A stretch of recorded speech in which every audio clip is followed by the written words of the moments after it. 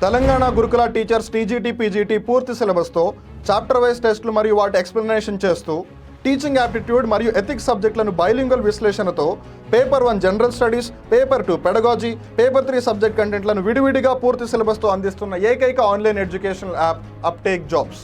Paper 1 general studies కొరకు 2000కు పైగా వీడియోస్తో పాటు పీడిఎఫ్ మెటీరియల్ అందిస్తున్న యాప్. తెలంగాణ గురుకుల టీజీటీ పీజీటీ మ్యాథమెటిక్స్ టీచర్స్ కొరకు, తెలంగాణ గురుకుల TGT PGT physical science teachers కొరకు, తెలంగాణ గురుకుల TGT PGT social studies teachers కొరకు, తెలంగాణ గురుకుల TGT PGT biological science teachers కొరకు మీ ఉద్యోగ సాధనలో మీకు తోడుగా మీ Uptake Jobs. Free online video క్లాసుల కొరకు అప్టేక్ జాబ్స్ యాప్ని ఇప్పుడే గూగుల్ ప్లే స్టోర్ నుండి డౌన్లోడ్ చేసుకోండి. మరిన్ని వివరాలకు సంప్రదించవలసిన నెంబర్ 9133449696. నమస్కారం, అప్టేక్ జాబ్స్కి స్వాగతం. నేను మీ వివేక్.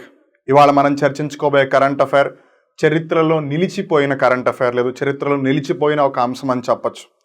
ఎందుకనంటే మనం ఇవాళ చర్చించుకోబోతున్న కరెంట్ అఫైర్ ఆల్రెడీ ఒక కరెంట్ అఫైర్గా మారి 50 సంవత్సరాలు కావస్తుంది. ఎప్పుడు అనంటే 24 ఏప్రిల్ 1973 సంవత్సరంలో, అంటే 2 రోజుల ముందుకి 50 సంవత్సరాల పూర్తిగా వస్తుందన్నమాట. ఇంతకీ ఏంటి అంశం అనంటే కేశవానంద భారతి కేసు. ఈ కేశవానంద భారతి కేసు అనేది కాంపిటేటివ్ ఎగ్జామ్స్కి సంబంధించి, మరీ ముఖ్యంగా పాలిటీ ఏదైతే భారత రాజకీయ వ్యవస్థ ఉందో దానికి సంబంధించి ఎవరు చదువుకున్నా, ఎవరు తెలుసుకున్నా, ఎవరు నేర్చుకున్నా, ఎవరు చెప్పినా దాని గురించి ఖచ్చితంగా మాట్లాడి తీరుతారు. Because that's how special it is, that's how crucial it is, that's how important it is in the process of constitution, in the process of law, in the process of justice. And అందుకని మనం దాని గురించి ఖచ్చితంగా తెలుసుకొని తీరాలి. ఇంతకీ అసలు కేశవానంద భారతి గారు ఏం కేసు వేశారు, దేని ఆధారంగా సుప్రీంకోర్టు ఒక చారిత్రాత్మక తీర్పునిచ్చింది, ఆ చారిత్రాత్మక తీర్పు కేశవానంద భారతి గారు వేసిన కేసుకి సంబంధించి ఎటువంటి తీర్పునిచ్చింది, అలానే మొత్తం రాజ్యాంగాన్ని దృష్టిలో పెట్టుకుని, పార్లమెంటుని దృష్టిలో పెట్టుకుని ఏ విధమైన తీర్పు ఇచ్చింది, ఇవన్నీ కూడా మనం ఈ వీడియోలో పూర్తిగా తెలుసుకుందాం. So I request you to watch the video till the end without miss for sure. So అసలు మనం ఇంతకీ కేశవానంద భారతి కేసు ఏదైతే ఉందో ఆ నేపథ్యం గురించి ఎందుకు చర్చించుకుంటున్నాము అని గమనిస్తే, the seminal ruling in Keshavananda Bharati case in which the Supreme Court laid down the basic structure doctrine on the limits of Parliament's power to amend the Constitution recently completed 50 years. మనం ఏ సంవత్సరంలో ఉన్నాము? 2023 సంవత్సరంలో ఉన్నాము. ఇవాల్టి తారీఖు ఎంత? April 26, అంటే 2 రోజుల క్రితం ఏప్రిల్ 24, 2023 సంవత్సరానికి గాను ఈ కేశవానంద భారతి కేసుకి సంబంధించి సుప్రీంకోర్టు ఏదైతే చారిత్రాత్మక తీర్పునిస్తూ భారత రాజ్యాంగం యొక్క మూల సిద్ధాంతం లేదా basic structure doctrine of Indian constitution అనేది ఒక అంశం ఏదైతే ప్రస్తావించిందో అది ప్రస్తావించి 50 సంవత్సరాలు పూర్తవుతుందన్నమాట. ఎందుకంటే కేశవానంద భారతి కేసుకి సంబంధించి సుప్రీంకోర్టు తీర్పిచ్చింది ఏప్రిల్ 24, 1973లో కాబట్టి. So that is the context why we are discussing about this topic. But now let's go into the details and try to understand each and everything pen by pen. Case గురించి తెలుసుకోబోయే ముందు చాలామందికి ఇప్పటికీ ఉన్న doubt ఏంటంటే అసలు కేశవానంద భారతి గారు ఎవరు? ఆయన ఒక సెలబ్రిటీయా, ఆయన ఒక స్పిరిచువల్ హెడ్డా, ఆయన ఒక కామన్ పర్సనా అని. Born in 1940, Keshavananda Bharati was the head of the Ednir Mutt, a Hindu monastery in Kasaragod, Kerala. Kerala రాష్ట్రంలో కాసర్గోడ్ అని ఒక జిల్లా ఉంది. ఆ జిల్లాలో ఎడ్నీర్ మఠం అని ఒక మఠం ఉందన్నమాట. ఆ మఠానికి హెడ్ ఆయన, ఆ మఠాధిపతి అని చెప్పొచ్చు. ఆయనే కేశవానంద భారతి గారు. ఆయన తన యొక్క ప్రాథమిక హక్కులకి ఉల్లంఘన జరుగుతోంది అని ఒక అంశానికి సంబంధించి సుప్రీంకోర్టులో కేసు వేశారు. దానికి సంబంధించి తీర్పునిస్తూ సుప్రీంకోర్టు ఆ బేసిక్ స్ట్రక్చర్ డాక్ట్రిన్ లేదా మూల సిద్ధాంతం ఏదైతే ఉందో దాని గురించి ప్రస్తావించింది. He challenged the constitution, which is the 29th Amendment Act which happened in 1972, which placed the Kerala Land Reforms Act 1963 and its amending act into the 9th schedule of the Indian Constitution. మన భారత రాజ్యాంగంలోని 9వ షెడ్యూల్లోకి ఏదైతే కేరళ రాష్ట్రం యొక్క భూ సంస్కరణల చట్టం 1963, అలానే దీని యొక్క సవరణ చట్టం ఉందో ఆ రెండింటిని దీంట్లోకి యాడ్ చేసేసిందనమాట కేంద్ర ప్రభుత్వం. ఏ సవరణ చట్టం ద్వారా? 29th కాన్స్టిట్యూషన్ అమెండ్మెంట్ యాక్ట్ ద్వారా పనిచేసింది. అయితే ఇంతకీ 9th షెడ్యూల్ అనేది ఎప్పుడు రాజ్యాంగంలోకి వచ్చిందని గమనిస్తే, it was added to the constitution by the first amendment in 1951 along with article 31B to provide a protective umbrella to land reforms laws in order to prevent them from being challenged in court. ఈ భూ సంస్కరణలకి సంబంధించి కోర్టులో అంతగా ప్రస్తావించకూడదు, కోర్టులో ప్రశ్నించకూడదు, court దాకా రాకూడదు అని ఒక ప్రొటెక్టివ్ అంబ్రిల్లాని ప్రొవైడ్ చేద్దామని చెప్పి ఆర్టికల్ 31Bని కేంద్ర ప్రభుత్వం తీసుకువచ్చి అదంతా కూడా రాజ్యాంగంలో పొందుపరిచింది. దాంతోపాటు 9వ షెడ్యూల్ కూడా రాజ్యాంగంలో పొందుపరిచింది. ఈ రెండింటి యొక్క రాజ్యాంగ పొందుపరచడం ఏదైతే ప్రక్రియ ఉందో అది ఏ రాజ్యాంగ సవరణ ద్వారా జరిగింది అని అంటే మొట్టమొదటి రాజ్యాంగ సవరణ, ఫస్ట్ కాన్స్టిట్యూషన్ అమెండ్మెంట్ యాక్ట్, అది ఎప్పుడు జరిగింది? 1951. దీని ఆధారంగా ఈ 9th షెడ్యూల్ వచ్చింది. ఈ 9th షెడ్యూల్లోకి ఈ అంశాన్ని యాడ్ చేశారు. ఈ అంశాన్ని ఎలా యాడ్ చేశారు? ఈ అమెండ్మెంట్ యాక్ట్ ద్వారా. అయితే దీనిని ఛాలెంజ్ చేస్తూ he argued that this action violated his fundamental right to religion, which is Article 25, freedom of religious denomination, which is Article 26, and right to property, which is Article 31. ఇప్పుడు ఈ right to property అనేది ఒక ప్రాథమిక హక్కు అయితే కాదు, ఇప్పుడు ఇది ఒక నార్మల్ లీగల్ రైట్ అనమాట. సో ఏదైతేనే ఆర్టికల్ 25కి సంబంధించి తను ఏదైతే మతానికి సంబంధించి తనకు ఒక స్వేచ్ఛ ఉంటుందో, అలానే తన యొక్క ఆస్తి హక్కు ఏదైతే ఉంటుందో రైట్ టు ప్రాపర్టీ, వీటికి సంబంధించి అక్కడ ప్రాబ్లం ఉంది, నా ఫండమెంటల్ రైట్స్కి భంగం కలుగుతోంది, ఉల్లంఘించినట్టు అవుతోంది అని చెప్పి సుప్రీంకోర్టులో కేసు వేశారనమాట కేశవానంద భారతి గారు. Now let's talk about the case. Kesavananda Bharati versus the state of Kerala 1973. ఇంతకీ అసలు కేసు ఏంటి? It involved a property dispute which was decided by a special bench of the Supreme Court of India consisting of 13 judges which ruled with a 7-6 majority on 24th April 1973. ఇప్పటి వరకు ఏ constitutional బెంచ్లో కూడా అంతమంది లేరు అని చెప్పాలి. And it's a historical judgment. 13 మంది జడ్జిలు ఉన్న ధర్మాసనంలో 7 ఎస్ అంటూ 6 నో అంటూ తీర్పు వచ్చింది. సో ఇది సుప్రీంకోర్టుకి సంబంధించి ఒక స్పెషల్ బెంచ్ లేదు, ఒక స్పెషల్ ధర్మాసనం ఇచ్చిన తీర్పు అని చెప్పాలి. సో ఇంతకీ ఆ తీర్పు ఏంటి? సుప్రీంకోర్టు యొక్క స్పెషల్ బెంచ్ ఏదైతే తీర్పిచ్చిందో ఆ తీర్పు ఏంటి అని గమనిస్తే, while the court upheld the land ceiling laws that were challenged. దేని ఆధారంగా అయితే కేశవానంద భారతి గారు నా right to religion, right to religious domination, right to property ఇవన్నీ ఉన్నాయో వాటికి భంగం కలుగుతుంది అని చెప్పి కేసు వేశారో అదేమీ నెగ్గలేదు. కాకపోతే it struck down a portion of the 25th amendment 1972. దాంట్లో ఒక భాగాన్ని మటుకు తొలగించింది అనమాట, మిగతా అదంతా కూడా యాజ్ ఇట్ ఈస్ అని చెప్పింది. అలానే దాని గురించి ప్రస్తావిస్తూ ఇంకో విషయం ఏం చెప్పిందంటే, if any law is passed to give effect to the directive principles, it cannot be deemed to be void on the ground that it takes away or abridges any of the rights contained in Article 14, 19 or 31. ఒకవేళ ఏదైనా directive principles అంటే ఆదేశిక సూత్రాల యొక్క అమలుకి సంబంధించి లేదు వాటి యొక్క కార్యరూపం దాల్చడానికి ఒకవేళ ఏదైనా అంశం కానీ ఈ ఆర్టికల్స్కి విరుద్ధంగా వెళ్ళినట్టయితే సింప్లీ ఆ ఒక్క రీజన్ మీద అది పనికిరాదు, అది నల్ అండ్ వాయిడ్గా ఉంటుందని చెప్పడానికి వీలు లేదు అని సుప్రీంకోర్టు తేల్చి చెప్పింది. ఎందుకనంటే ఎండ్ ఆఫ్ ద డే ఆదేశిక సూత్రాలు అనేది గవర్నమెంట్ యొక్క బాధ్యత. ఇండైరెక్ట్గా గవర్నమెంట్కి ఒక దిక్సూచిలాగా ఉంటుంది. నువ్వు చేయాల్సిన బాధ్యత, నువ్వు నిర్వర్తించాల్సిన బాధ్యత అని ఎప్పటికప్పుడు గవర్నమెంట్కి చెప్తూ ఉంటుంది, హింట్ ఇస్తూ ఉంటుంది. మరి గవర్నమెంట్ ఏదైనా చేస్తేనే కదా కంట్రీకి డెవలప్మెంట్ అయ్యేది. మరి డెవలప్మెంట్ అలా అవ్వాలి అన్నప్పుడు కొన్నిసార్లు ఇక్కడ అక్కడ జరుగుతూ ఉంటాయి. అందుకని జస్ట్ బికాజ్ అది ఫండమెంటల్ రైట్ని ఉల్లంఘిస్తుందనే కారణం చేత ఆ నెపంతో అసలు డైరెక్టివ్ ప్రిన్సిపల్స్ని ఇంప్లిమెంటే చేయనంటే అలా. అందుకని దేంట్లో అయితే మరీ సీరియస్గా వయలేషన్స్ అవుతున్నాయి అప్పుడు డెఫినెట్లీ దాన్ని కన్సిడర్ చేస్తారు. అందుకే ఈవెన్ ఆర్టికల్ 25లో సగం పార్ట్ని వాళ్ళు తీసేశారు. బట్ జస్ట్ ఆ ఒక్క రీజన్ మీద అయితే దాన్ని నల్ అండ్ వాయిడ్ చేయడానికి లేదని సుప్రీంకోర్టు తేల్చి చెప్పేసింది అనమాట ఈ కేసులో. The court propounded what has come to be known as the basic structure of the constitution. భారత రాజ్యాంగం యొక్క మూల సిద్ధాంతం అనే ఒక సిద్ధాంతాన్ని తీసుకొచ్చింది. అదే బేసిక్ స్ట్రక్చర్, డాక్ట్రిన్ లేదు, basic structure of the constitution which could not be abrogated even by a constitution amendment.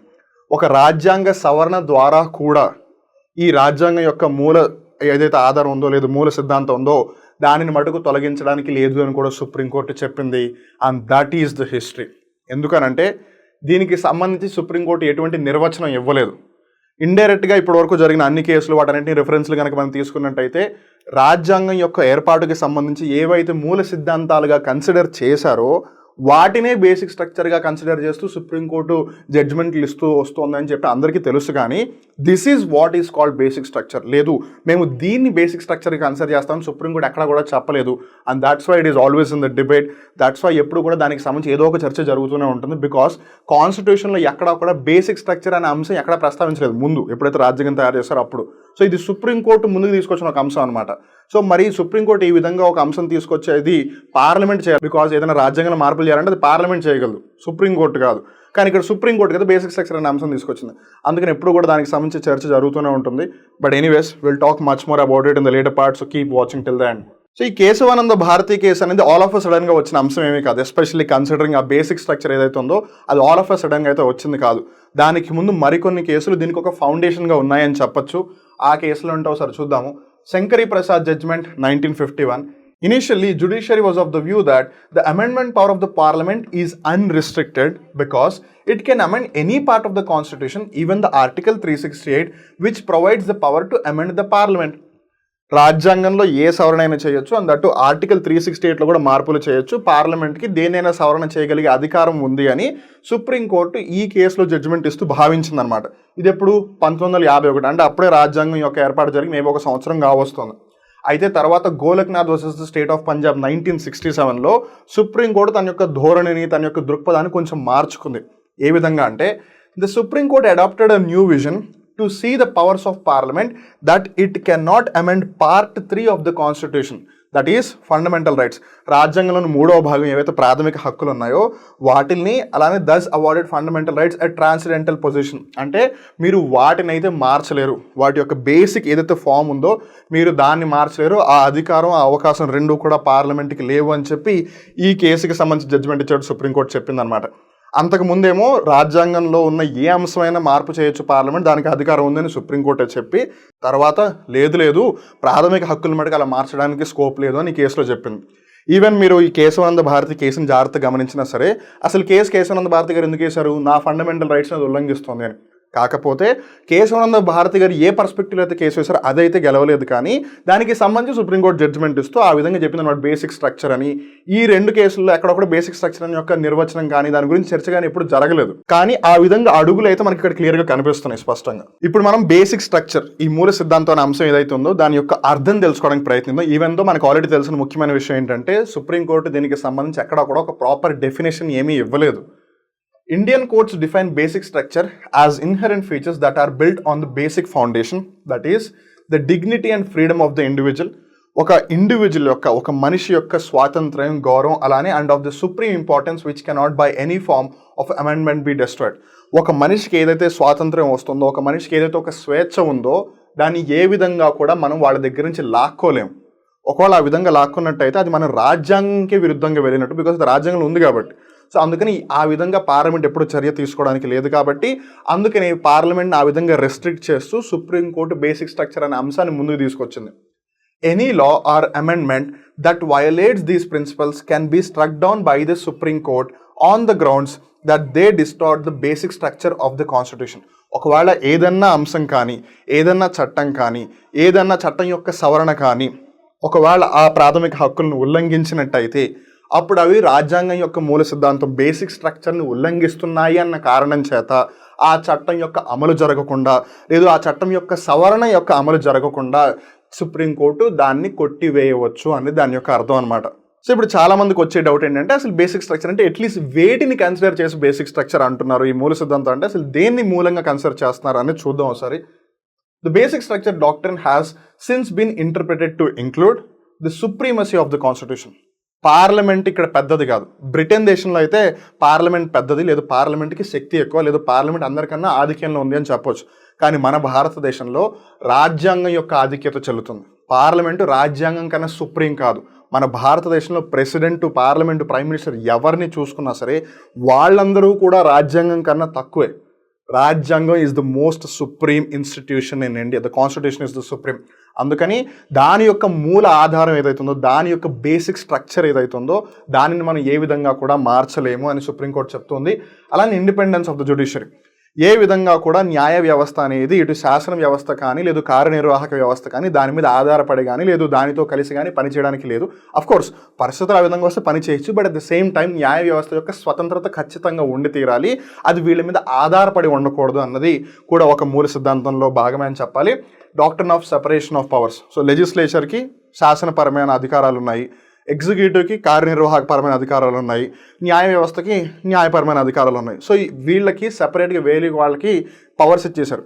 So legislative powers executive judiciary చేయడానికి వీలు లేదు. కార్యనిర్వాహక అధికారాలు ఇటు లెజిస్లేచర్ అటు జ్యుడిషియరీ రెండు కూడా ఏమీ చేయలేవు. అలానే న్యాయ వ్యవస్థకి సంబంధించి ఏదైతే తీర్పులు ఇవ్వడం కానీ, రాజ్యాంగాన్ని ఇంటర్ప్రిట్ చేయడం కానీ ఏదైతే అధికారాలు న్యాయ వ్యవస్థ దగ్గర ఉందో దానికి సంబంధించి లెజిస్లేచర్, ఎగ్జిక్యూటివ్ ఏమీ చేయలేవు అనమాట. That is the doctrine of separation of powers. ఇది కూడా కాన్స్టిట్యూషన్ యొక్క బేసిక్ స్ట్రక్చర్లో ఒక భాగమే. అలానే సోవరిన్ డెమోక్రటిక్ రిపబ్లిక్. భారతదేశం యొక్క సార్వభౌమత్వం, భారతదేశం యొక్క ప్రజాస్వామ్య వ్యవస్థ, భారతదేశం యొక్క గణతంత్ర వ్యవస్థ, అలానే భారతదేశం యొక్క లౌకిక వ్యవస్థ సెక్యులరిజం కూడా ఇవన్నీ బేసిక్ స్ట్రక్చర్ కింద కన్సిడర్ చేయబడతాయి.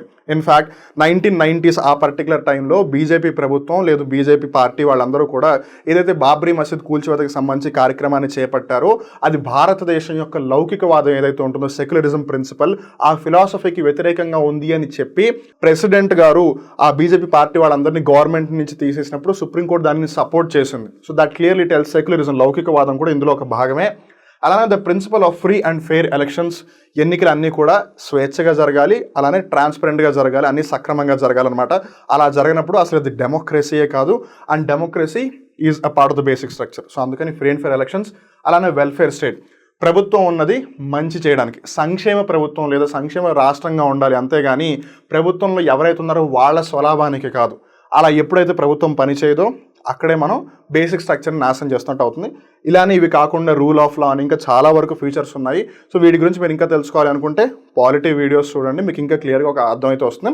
But any which way constitution establish చేస్తున్నప్పుడు వాళ్ళు ఏ సిద్ధాంతాలను అయితే బేసిక్గా కన్సిడర్ చేసి ఎట్టి పరిస్థితుల్లో ఇవైతే పాడవకూడదు లేదు ఇవైతే ఖచ్చితంగా మన రాజ్యాంగంలో ఉండాలి అని వాళ్ళు అనుకున్నారు, వాటిని బేసిక్ స్ట్రక్చర్గా కన్సిడర్ చేస్తున్నారు. బట్ అగైన్ ఇవి ఇంటర్ప్రిటేషన్స్ అనమాట. అంటే ఖచ్చితంగా ఇవ్వ అన్న గ్యారంటీ లేదు. సుప్రీంకోర్టు ఈ ఉన్న అన్ని లిస్టులోంచి కాకుండా వేరే ఏదైనా కూడా బయటికి తీసుకురావచ్చు. బట్ అగైన్ అందుకే దానికి బేసిక్ స్ట్రక్చర్కి ఒక ప్రాపర్ డెఫినేషన్ అయితే లేదు.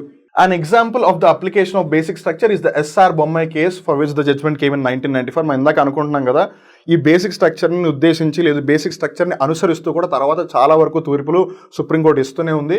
ఇన్ దిస్ కేస్ ఏది ఎస్ఆర్ బొమ్మాయి కేసులో supreme court upheld the dismissal of BJP governments by the president following the demolition of the Babri Masjid invoking a threat to secularism by these governments. ఇందాక అనుకున్నామా 1990sలో ఎప్పుడైతే BJP ప్రభుత్వాలు బాబ్రీ మస్జిద్ యొక్క కూల్చివేతకి దారి తీసాయో లేదు వాళ్ళు ఆ విధంగా చేపట్టారు కార్యక్రమాన్ని, అప్పుడు దాన్ని కన్సిడర్ చేస్తూ ప్రెసిడెంట్ ఆ బీజేపీ ప్రభుత్వాన్ని డిస్మిస్ చేస్తారనమాట. సో అది కరెక్ట్ పని, అది కరెక్ట్ చర్య అని సుప్రీంకోర్టు కూడా దాన్ని స్టాండ్ ఇచ్చింది, సపోర్ట్ చేసింది. ఏ విధంగా అది సెక్యులరిజంకి అగేన్స్ట్గా వెళ్తుంది అండ్ సెక్యులరిజం మన ఇండియా యొక్క బేసిక్ స్ట్రక్చర్లో కూడా ఒక భాగమే అని. సో ఇప్పుడు మనం ఏ విధమైన కంక్లూజన్కి రావచ్చు, లేదు ఒకవేళ మనం భవిష్యత్తును దృష్టిలో పెట్టుకుని ఏ విధంగా ఆలోచించాలి బేసిక్ స్ట్రక్చర్ అనే దానికి గమనిస్తే, the basic structure doctrine is a corner stone of Indian constitution. ఈ రాజ్యాంగం యొక్క మూల సిద్ధాంతం ఏదైతే ఉందో అది ఖచ్చితంగా మన భారత రాజ్యాంగంగా ఒక ఫౌండేషన్ స్టోన్ వితౌట్ డౌట్ అని చెప్పొచ్చు, which has been instrumental in ensuring the preservation of fundamental principles of democracy and protecting the rights of citizens. అలా బేసిక్ స్ట్రక్చర్ అన్న ఒక అంశం ఉంది కాబట్టి దాని ఆధారంగా సుప్రీంకోర్టు అందరికీ కూడా న్యాయం చేయగలుగుతుంది, అలానే ప్రజాస్వామ్య విలువలను కూడా కాపాడగలుగుతుంది, ప్రజాస్వామ్యం యాజ్ అ ఫండమెంటల్ ప్రిన్సిపల్గా దాన్ని కాపాడగలుగుతుంది, అట్ ద సేమ్ టైం పౌరులు ఎవరైతే ఉన్నారో వాళ్ళ యొక్క హక్కులను కూడా కాపాడగలుగుతుంది. ఆ విధంగా చేయకపోతే కనుక పార్లమెంటు ఎగ్జిక్యూటివ్ లేదు లెజిస్లేచర్ ఎగ్జిక్యూటివ్ శాసన వర్గాలు కార్యనిర్వాహక వర్గాలు వాళ్ళు ఎంత భయంకరంగా తయారవగలిగితే అంత భయంకరంగా తయారవుతారు. Because if parliament gets the power to amend anything, అప్పుడు వాళ్ళు ఇష్టం వచ్చిన వాళ్ళు చేసేస్తారు కదా. Once they become powerful no one can do anything else. So supreme court ఆ విధంగా చర్య తీసుకోవడం నిజంగా చాలా గొప్ప విషయం అనే చెప్పాలి. It's establishment is a testament to the strength and resilience of India's democratic institutions. ఆ విధంగా ఒక చర్య తీసుకునే అవకాశం అధికారం రెండు కూడా సుప్రీంకోర్టుకు వచ్చాయి. That clearly tells what sort of institutions have been established by the constituent assembly members. మన రాజ్యాంగ పరిషత్లో సభ్యులు లేదా రాజ్యాంగ నిర్మాతలు ఎవరైతే ఉన్నారో వాళ్ళు ఎంత ముందు చూపుతో వాళ్ళు ఎంత దార్శనికతతో ఆలోచిస్తే తప్పితే ఇలాంటి పటిష్టమైన వ్యవస్థలను వాళ్ళు నెలకొల్పుతారు చెప్పండి. ఒకసారి ఊహించుకోండి, మనం ఇప్పుడు కూడా ఇలాంటి వ్యవస్థలకి సరిగ్గా అర్థం చేసుకోలేకపోతున్నాం. బట్ ఇన్ దోస్ డేస్ వాళ్ళు ఫ్యూచర్ని దృష్టిలో పెట్టుకుని చేశారు and still those are strong in foundations. And the judiciary's commitment to upholding the constitution. So ఇప్పటికీ కూడా రాజ్యాంగం వచ్చిన దగ్గర నుంచి మన న్యాయ వ్యవస్థ సుప్రీంకోర్టు అవ్వచ్చు హైకోర్టు అవ్వచ్చు ఇవన్నీ కూడా రాజ్యాంగాన్ని కాపాడడానికి ప్రయత్నిస్తున్నాయి అండ్ ఆ విధంగా అడుగులు వేస్తున్నాయి. అండ్ అందులో one such example is the basic structure. Maybe దానికి సంబంధించి ఒక ప్రాపర్ డెఫినేషన్ ఇవ్వకపోయినా మేబీ పార్లమెంట్ ఎప్పుడు కూడా రాజ్యాంగానికి సంబంధించి చర్యలు అయితే గీతే నేను తీసుకోవాలి, ఆ బేసిక్ స్ట్రక్చర్ అనే అంశం రాజ్యాంగంలో ఇప్పటివరకు లేదు. మరి అలాంటప్పుడు సుప్రీంకోర్టు దాన్ని ఎలా ఇంటర్ప్రిట్ చేస్తుంది? అలానే ఒక బేసిక్ స్ట్రక్చర్ అనేది రాజ్యాంగంలో ఉంటే రాజ్యాంగంలో ఎక్కడ ప్రస్తావించబడింది, ఒకవేళ లేకపోతే మళ్ళీ దాన్ని రాజ్యాంగంలో పొందుపరచాలి అంటే నేనే కదా యాజ్ ఎ పార్లమెంట్గా పొందుపరచాలి. మరి ఇవన్నీ లేనప్పుడు సుప్రీంకోర్టుకి అధికారం ఎక్కడొచ్చింది అని పార్లమెంట్ ఎంత చెప్పినా సరే న్యాయాన్ని కాపాడడం కోసం, పౌరుల యొక్క హక్కులను కాపాడడం కోసం, ప్రజాస్వామ్య సిద్ధాంతాలని కాపాడడం కోసం, రాజ్యాంగం యొక్క మూల సిద్ధాంతాలని కాపాడడం కోసం సుప్రీంకోర్టు అలాంటి చర్య తీసుకుందంటే అది ఖచ్చితంగా న్యాయబద్ధమే హేతుబద్ధమే కూడా. సో అందుకని we can't question that. But the only thing that as a common being, as a parliamentarian, what those people think is, దీనికి అట్లీస్ట్ డెఫినేషన్ ఇస్తే మనం పక్కదారిలో వేరేవి కావాల్సినవి చేసుకోవచ్చు కదా అని, and that's the only reason. But apart from that, but there is always this separation of powers doctrine which is there, because of it there is always the power test. అంటే నేను గొప్ప అని ప్రూవ్ చేసుకుందాం అని ప్రభుత్వంలోని అన్ని అంగాలు కూడా ట్రై చేస్తుంటాయి. దాన్ని చెక్స్ అండ్ బ్యాలెన్సెస్ అనే సిద్ధాంతం అంటారు. లెజిస్లేచర్ ఎప్పుడు కూడా నేను ఎగ్జిక్యూటివ్ జ్యుడిషియరీ కన్నా పవర్ఫుల్గా ఉండాలి అని, ఎగ్జిక్యూటివ్ కార్యనిర్వాహక శాఖ ఏమో నేను ఎప్పుడు లెజిస్లేచర్ జ్యుడిషియరీ కన్నా పవర్ఫుల్గా ఉండాలని, జ్యుడిషియరీ ఏమో నేను లెజిస్లేచర్ ఎగ్జిక్యూటివ్ కన్నా పవర్ఫుల్గా ఉండాలని వాళ్ళు ఎప్పుడు అలా టసల్ చేస్తుంటారు. అండ్ అలా జరగడమే మన భారతదేశ ప్రజాస్వామ్య వ్యవస్థకి చాలా మంచిది. But at the same time considering ప్రతిదీ కూడా చట్టబద్ధంగా వెళ్ళాలి, హేతుబద్ధంగా వెళ్ళాలి, రాజ్యాంగబద్ధంగా వెళ్ళాలి, మానవ దృక్పథాన్ని కన్సిడర్ చేస్తూ వెళ్ళాలి. ఎండ్ ఆఫ్ ద డే ఇదంతా మనుషుల కోసం, మన దేశం కోసం జరుగుతుంది. ఎవరైతే ఆ పదవుల్లో కూర్చున్నారో వాళ్ళ యొక్క స్వలాభానికి కాదు. So that brings us to the end of the topic. So చూసారు కదా కేశవానంద భారతి గారి కేసు గురించి. సో కేశవానంద భారతి గారు ఏ అంశానికి సంబంధించి అయితే కోర్టులో కేసు వేశారో అదైతే ఆయన ఓడిపోయారు. బట్ దానికి సంబంధించి తీర్పునిస్తూ సుప్రీంకోర్టు బేసిక్ స్ట్రక్చర్ అనే అంశాన్ని మొట్టమొదటిసారిగా ఏప్రిల్ 24, 1973 చెప్పి, ఆ తర్వాత వచ్చిన ఎన్నో కేసుల్లో ఎన్నో తీర్పులు ఇస్తూ, ఉదాహరణకు కూడా మనం ఆల్రెడీ చూసాం ఎస్ఆర్ బొమ్మాయి కేసు 1994, వాటిల్లో ఈ బేసిక్ స్ట్రక్చర్ అనే అంశాన్ని ప్రస్తావిస్తూ ఎన్నో చారిత్రాత్మకమైన తీర్పులు ఇచ్చింది, ఇస్తుంది, భవిష్యత్తులో కూడా ఖచ్చితంగా ఆ విధంగా ఆలోచిస్తుంది కూడా. సో ఇక్కడితో ఇవాళ కరెంట్ అఫైర్ ఎపిసోడ్ ముగుస్తుంది. ఈ వీడియో కనుక మీకు నచ్చినట్టయితే లైక్ చేయండి. ఈ వీడియోకి సంబంధించిన సమాచారం ఏదైతే ఉందో, ఈ కేశవానంద భారతి కేసు ఏదైతే ఉందో అది ఎంత చారిత్రాత్మకమైనదన్న సంగతి మీకు నాకు తెలుసు, బట్ చాలామందికి ఆ విషయం తెలియదు. సో తెలియని వాళ్ళకి ఈ వీడియోని షేర్ చేయండి. ఈ వీడియోకి సంబంధించి మీరు ఏదైనా ఒపీనియన్ కానీ, ఏదైనా సపోర్ట్ కానీ, ఫీడ్బ్యాక్ కానీ ఇవ్వాలి అనుకుంటే కింద కామెంట్ సెక్షన్లో హ్యాపీగా ఇవ్వచ్చు. అలానే అప్టేక్ జాబ్స్ గూగుల్ ప్లే స్టోర్లో ఉంది. ఒకవేళ మీరు ఏదైనా కోర్సును పర్చేస్ చేయాలంటే హ్యాపీగా అక్కడికి వెళ్ళి కోర్సును పర్చేస్ చేయండి. ఒకవేళ మీకు ఏదైనా డౌట్స్ ఉంటే కనుక 9133449696 ఈ నెంబర్కైనా కాల్ చేయొచ్చు. ఆన్ దట్ నోట్ మళ్ళీ ఇంకో కొత్త కరెంట్ అఫైర్ ఎపిసోడ్లోనే కలుద్దాం. అప్పటి వరకు చూస్తూనే ఉండండి అప్టేక్ జాబ్స్. మిమ్మల్ని మీరు అప్డేట్ చేసుకుంటూ ఉండండి. నేను మీ వివేక్. నమస్కారం.